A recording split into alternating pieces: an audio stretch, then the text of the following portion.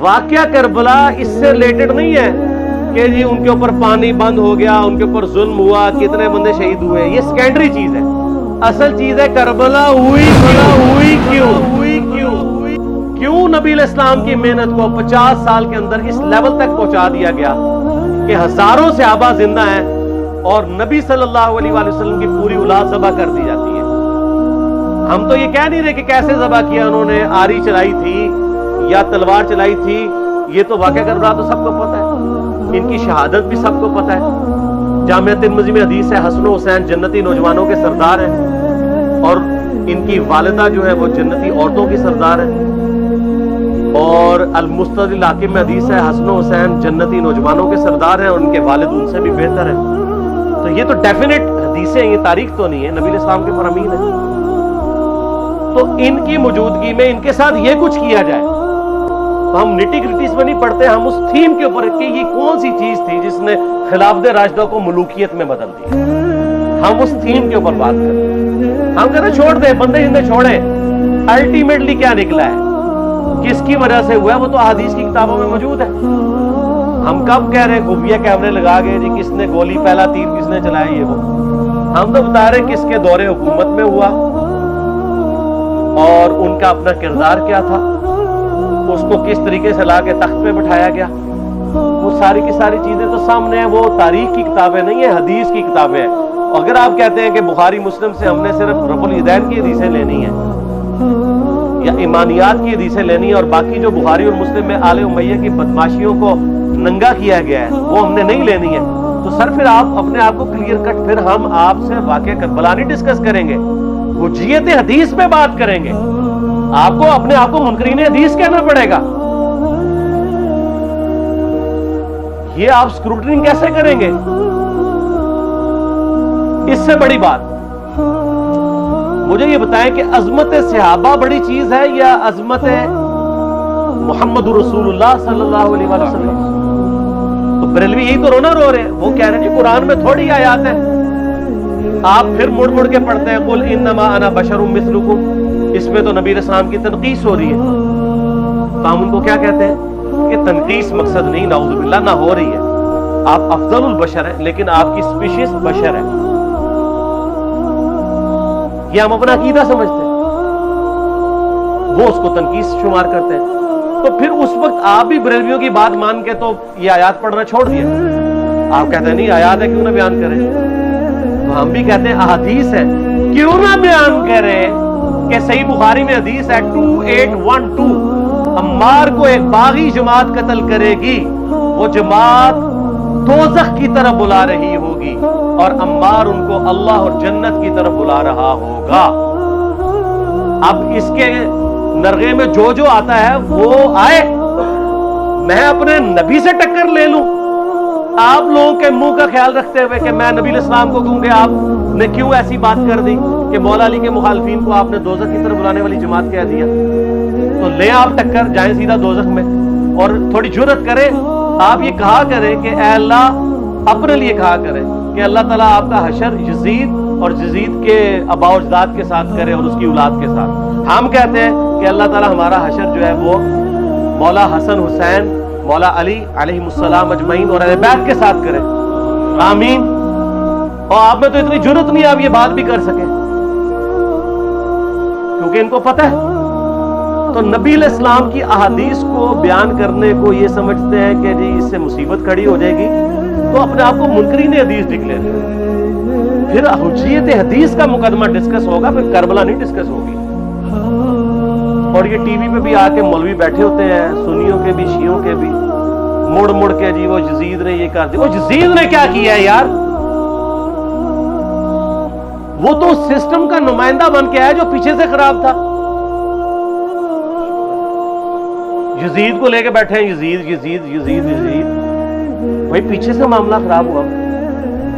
اگر نہیں یقین آتا تو یہ بخاری مسلم کی میں نے آلموسٹ 200 سے زیادہ احادیث مین اسٹریم کی کتابوں سے اکثر بخاری مسلم سے جمع کیے، پڑھے. اور سر میں نے تو ان کو چیلنج دیا ہے یہ حدیثیں پڑھ کے نا اپنے ممبروں سے صرف ان حدیثوں کی تشریح اپنی پبلک کے سامنے کر دیں. نہیں کر سکتے تو پھر لعنت کے مستحق تو ہو رہے ہیں نا، حق چھپا کے. اور क़यामत दिन के मुंह पे लगाम डाली, और फिर मुड़ मुड़ के कहते हैं नहीं जी वो कुछ चीज़ें ख़ास होती हैं, वो वामो नास के सामने नहीं करनी चाहिए, वो सहाबा कराम भी बाज़ का ऐसी बातें पब्लिकली नहीं करते थे। मैंने इसके ऊपर बड़ा एक मेरा क्लिप है यूट्यूब पे, मौला अली से मुतालिक 5 झूठ, तो मैंने काफ़ी सारी चीज़ें उसमें डिस्कस की हैं। लेकिन मैं ये कहता हूँ कि अल्लाह के बंदो, जो चीज़ें नबी इस्लाम ने मना की है बयान करने से, वो तो हम डिस्कस कर भी नहीं रहे। मैंने आज तक आपको मुनाफिकीन के नाम बताए? आपने हुज़ैफा इब्न यमान को बताए थे ना आप सल्लल्लाहु अलैहि वसल्लम ने, सही बुखारी में आता है, तो मैंने आपको बताए, आप राज़दार रसूल थे, खत्म होगी बात। मैंने कभी डिस्कस की है? अगरचे मैंने सही मुस्लिम की हदीस 7035 नंबर डिस्कस की है कि नबी इस्लाम ने फरमाया मेरे सहाबा में 12 मुनाफिक हैं, वो कभी भी जन्नत में दाखिल नहीं होंगे यहां तक कि सुई के नाके से ऊंट न गुजर जाए, और उनमें से 8 ऐसे हैं जिसकी कमर पे दुबैला फोड़ा निकलेगा। मैंने आज तक आपको बताया कि किस किस की कमर पे दुबैला फोड़ा निकला और उसकी मौत उसी फोड़े में हुई है, बताया? तो मैं तो वो चीजें डिस्कस भी नहीं कर रहा, मैं वो चीजें डिस्कस कर रहा हूं जो नबी इस्लाम ने अलामातुन नबुव्वा में बताई हैं। ये इमाम बुखारी हदीस नबूवत की दलील के चैप्टर में लेके आए हैं, और इमाम बैहकी ने 3500 अहादीस पर मुश्तमिल एक किताब लिखी है दलाइलुन नबुव्वा, कि हम नबी सल्लल्लाहु अलैहि वसल्लम को नबी क्यों मानते हैं, इसके ऊपर। और उसमें ये सारी हदीसें अम्मार इब्न यासिर के कत्ल वाली लेके आए हैं, बताने के लिए कि देखें हमारे नबी इस्लाम की नबूवत की दलील है कि आपने अपनी वफात के ऑलमोस्ट 30 साल के बाद होने वाले वाक़े को पहले ही बता दिया। ये हदीसें छुपाने वाली नहीं, बयान करने वाली है, अलामातुन नबुव्वा की हदीसें। आप कहते हैं छुपाएं, अगर कोई हदीस दुनिया में नहीं छुपाई जा सकती ना, तो अलामातुन नबुव्वा वाली हदीस है, क्योंकि वो तो नबी सल्लल्लाहु अलैहि वसल्लम की नबूवत को जस्टिफाई करती है। वरना मेरा एक मासूमाना सवाल है कि नबी सल्लल्लाहु अलैहि वसल्लम ने ये बातें करके इनके ज़ोम में नाऊज़ु बिल्लाह उम्मत को मुसीबत में डाल दिया। आपने खुद ही फरमाया कि ये होगा, क्यों फरमाया आपने? मैं तो बयान करके मुजरिम हूं, तो जिसने मुझे खबर दी है उनके बारे में आपका क्या ख्याल है? ये मुस्नद अहमद की हदीस ये मैंने घर बैठ के बनाई है कि मेरी बीवी का क्या हाल होगा जिसपे हौफ के कुत्ते भौंकेंगे। तो सैयदा आयशा से मुझसे ज्यादा नबी इस्लाम को मोहब्बत थी, लेकिन आप अल्लाह के पैगंबर थे, आपने अपने घर की खबर भी नहीं छुपाई, बता दी ये होगा। और इससे बढ़ के आप सही बुखारी में देखें, अम्मार इब्न यासिर का खुतबा है। मैंने ये सारा, परेशान नहीं होना, ये रिसर्च पेपर में सारा कुछ मौजूद है, और कोई चीज भी ऐसी नहीं जो इसमें स्किप हो। सही बुखारी में खुतबा है कि अम्मार इब्न यासिर को मौला अली ने भेजा कूफे में। कूफे वाले न्यूट्रल हो गए थे क्योंकि बसरा से सैयदा आयशा आ रही थी, और वहां पे उन्होंने कहा ना हम सैयदा आयशा का साथ देंगे ना मौला अली का देंगे। तो अम्मार इब्न यासिर को तैयार करने के लिए, यानी वहां के जो अवाम थी इस किताल के लिए मौला अली ने भेजा। तो सैयदना अम्मार इब्न यासिर ने वहां पे कूफे के मिंबर पे खुतबा दिया। बुखारी के अल्फाज हैं, ऊपर वाली सीढ़ी पे अम्मार इब्न यासिर ने हसन इब्न अली को बिठाया। हालांकि हसन इब्न अली से 4 गुना बड़ी उम्र थी अम्मार इब्न यासिर की, 90+ हो चुके हुए थे, 3-4 गुना उनकी उम्र थी, लेकिन अहले बैत का एहतराम किया। खुद निचली सीढ़ी पे बैठे। बुखारी के अल्फाज हैं कि ऐ लोगों, अल्लाह ने तुम्हें आजमाया है, एक तरफ दुनिया और आखिरत में तुम्हारे नबी की बीवी है सैयदा आयशा, दुनिया और आखिरत में, यानी इज्जत अपनी जगह कायम। यहां लोग समझते हैं किसी की गलती आ गई तो पता नहीं क्या हो गया, वो यार उसका मर्तबा अपनी जगह है, गलती अपनी जगह है, पैगंबर नहीं है वो। और दूसरी तरफ अली इब्न अबी तालिब है। अल्लाह अब देखेगा तुम आयशा की इताअत करते हो या अल्लाह की। अली की नहीं, अल्लाह की। क्यों? या अय्युहल्लज़ीना आमनू अतीउल्लाह व अतीउर रसूल व उलिल अम्रि मिनकुम। उनका उलुल अम्र मौला अली है, उनकी इताअत वाजिब है। ये अल्लाह ने आजमाया है कि अल्लाह की इताअत करते हो या आयशा की। اور آپ حیران ہوں گے، یہ حدیث امام بخاری حضرت عائشہ کی فضیلت والے چیپٹر میں لے کے آئے ہیں۔ اگر امام بخاری مشورہ کر لیتے نا ناسبیوں سے تو انہوں نے کہا تھا سر آخری صحیح رکھو، پچھلا رہن دو، بلکہ پچھلے والا رکھو آخری والا رہن دو، کہ عائشہ دنیا اور آخرت میں۔ وہ حدیث گھڑنے کا میں آپ کو طریقہ بتاتا ہوں، کاٹ چھانٹ کرنے کا۔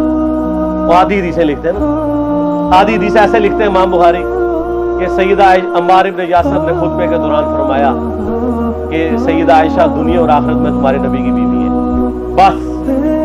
لیکن امام بخاری نے پوری حدیث لی ہے، آگے وہ بھی ڈالا ہے کہ اللہ آزما رہا ہے کہ عائشہ کی اطاعت کرتے ہو یا اللہ کی، جیسے آپ کے علماء کر رہے ہیں۔ صحیح مسلم کی حدیث 6488 آدھی بیان کرتے ہیں سارے مولوی، بریلوی، دیوبندی، اہل حدیث سب۔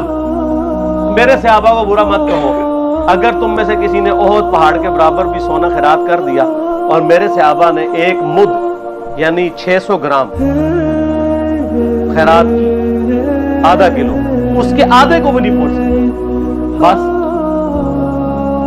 حالانکہ یہ مسلم کی حدیث سٹارٹ اس سے ہوتی ہے کہ عبد الرحمن بن عوف کو خالد بن ولید نے گالیاں دی جھگڑے کے دوران، حالانکہ دونوں مسلمان تھے، دونوں صحابی تھے۔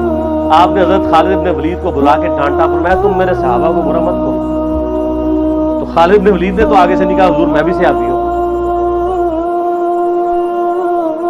ان کو پتا تھا کہ عبد الرحمن بن عوف نے اس وقت اسلام قبول کیا جب اسلام کا مطلب تھا مار، تکالیف اٹھانا، اور خالد بن ولید نے گولڈن پیریڈ میں صلح حدیبیہ کے بعد اسلام قبول کیا۔ اب تم لوگ یہ کر رہے ہو، تم لوگ اگر احد پہاڑ کے برابر بھی سونا خیرات کر دو، یعنی صلح حدیبیہ کے بعد والے لوگ میرے ان کے برابر نہیں ہو سکتے۔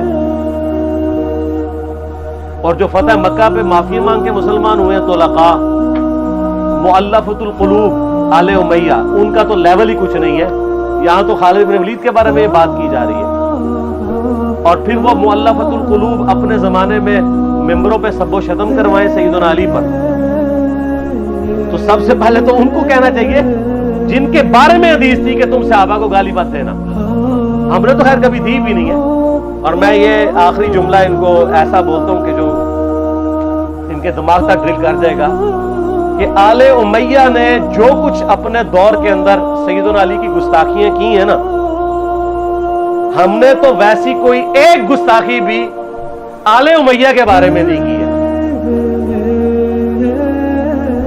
میں نے آج تک آل امیہ کے اوپر بائی نیم کسی کے اوپر لعنت کی ہے؟ حالانکہ یہ مولا علی پہ کرتے رہے، یہ ہے لعنتی خود ہو گئے نا۔ جب مولا علی پہ لعنت کی تو لوٹ آئی۔ مسند ابی اعلیٰ میں صحیح سند کے ساتھ حدیث موجود ہے، مسند احمد میں بھی موجود ہے کہ سیدنا علی کو جس نے گالی دی اس نے رسول اللہ کو گالی دی صلی اللہ علیہ وسلم۔ جب ام سلمہ نے کہا تھا، شیخ زبیر صاحب نے اس کو تحکیم میں صحیح لکھا ہوا ہے فوٹ نوٹ کے اوپر، کہ لوگوں تمہارے ممبروں پر رسول اللہ کو گالیاں دی جاتی ہیں، تو انہوں نے کہا معاذ اللہ، ہم کب کہیں گے، ایسا نہیں ہو سکتا۔ تو ام سلمہ نے کہا تم لوگ علی اور اس سے محبت کرنے والوں پہ گالی گلوچ نہیں کرتے ہو کیا؟ جبکہ میں نبی کی بیوی کہتی ہوں کہ سب سے زیادہ رسول اللہ سے محبت، سیدنا علی سے محبت نبی صلی اللہ علیہ وآلہ وسلم کرتے تھے۔ لہٰذا جب یہ تم کہتے ہو نا علی پر لعنت، علی سے محبت کرنے والوں پہ لعنت، تو یہ لعنت تو تم نبی علیہ السلام تک لے کے جا رہے ہو، نعوذ باللہ، کیونکہ علی سے محبت کرنے والا پہلے نمبر پہ نبی صلی اللہ علیہ وآلہ وسلم ہے۔ پھر کہتے ہیں سب کا مطلب تنقید ہے، اور نہ پرانیاں گلاں، پرانے بابے، پرانے بزرگ، جھوٹے ہو۔ صحیح مسلم کھولو 6229 غدیر خم سے اگلی حدیث، لعن اللہ ابا تراب کے الفاظ ہیں، مٹی والے ابن ابی طالب پر لعنت، یہ الفاظ موجود ہیں۔ سب کا ترجمہ لعنت ہی ہے، تنقید نہیں ہے۔ اچھا پھر میرا معصومانہ سوال ہے کہ اس کا مطلب ہے صحابہ پہ تنقید کرنا اچھا کام ہے؟ کہیں گے نہیں، تو بتاؤ یہ برا کام کون کرتا تھا؟ شیعہ کا ابا کون ہے؟ رافضیوں کا ابا کون ہے؟ آل امیہ۔ تو لہذا شیعہ نو میں کہنا کہ تسی شیخین کے اوپر بکواس اور تبرہ کرنے کی بجائے نا آپ لوگوں کو حقائق بتائیں کہ ٹوٹی کمند کہاں۔ سب مجرمین آل امیہ ہے، اور یہ آل امیہ اور بنو ہاشم کی لڑائیاں نبی علیہ السلام کی بعثت سے پہلے چل رہی تھی، صدیوں سے چل رہی تھی۔ وہ تو پھر اللہ نے بنو ہاشم کو نبوت کے لیے چنا تو ان کو یہ پھر جیلسی ہضم نہیں ہوئی اور وہ چیز آگے چلتی رہی۔ خیر چھوڑ دیں، ایک تلخ ٹاپک ہے۔